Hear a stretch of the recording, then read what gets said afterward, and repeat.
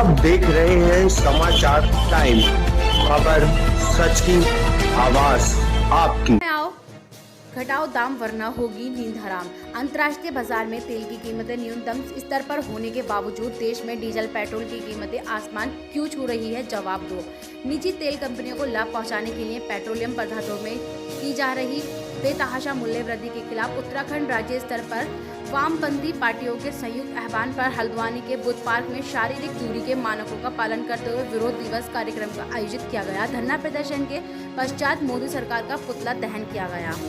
इस अवसर पर भाकपा माले के वरिष्ठ नेता कामरेड बहादुर सिंह जंगी ने कहा कि विगत 21 दिनों से जिस तरह लगातार पेट्रोल और डीजल की कीमतों में लगातार वृद्धि की गई, वह नितांत जनता विरोधी और स्वीकार्य है। मोदी सरकार 2014 में पहली बार पेट्रोल डीजल की मूल्य वृद्धि को एजेंडा बनाकर सत्ता में आई थी, लेकिन इस सरकार के 6 सालों में मूल्य वृद्धि ने वो रिकॉर्ड हासिल कर लिया जो आज़ादी के 7 दशक में कभी नहीं हुआ। पहली बार पेट्रोल और डीजल की कीमतें बराबर हो गई और कुछ स्थानों पर तो डीजल के दाम पेट्रोल के दामों से अधिक हो गए।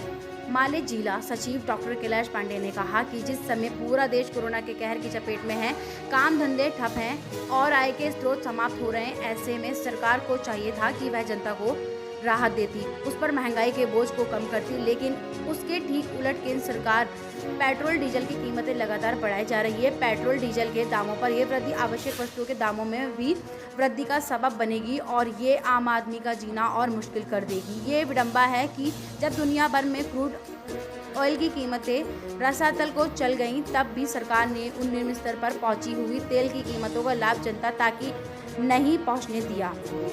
विरोध प्रदर्शन में माले के वरिष्ठ नेता बहादुर सिंह जंगी, डॉक्टर कैलाश पांडे, भुवन जोशी, ललित मटियाली, विमला रोत्राणा, एनडी जोशी, मोहन लाल आर्य, हरीश भंडारी।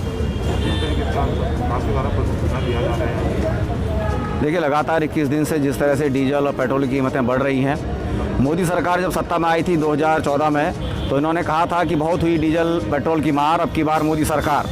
पर हम देख रहे हैं पिछले 6 साल में इस पेट्रोल डीजल ने रिकॉर्ड तोड़ पूरा सब किया है। और अभी तो आप देखिए, ये पहली बार इतिहास में हुआ है आज़ादी के बाद कि डीजल के दाम पेट्रोल से ऊपर चले गए हैं, जिसके कारण किसान परेशान है, तमाम जो उपभोक्ता सामान है वो महंगा हो रहा है।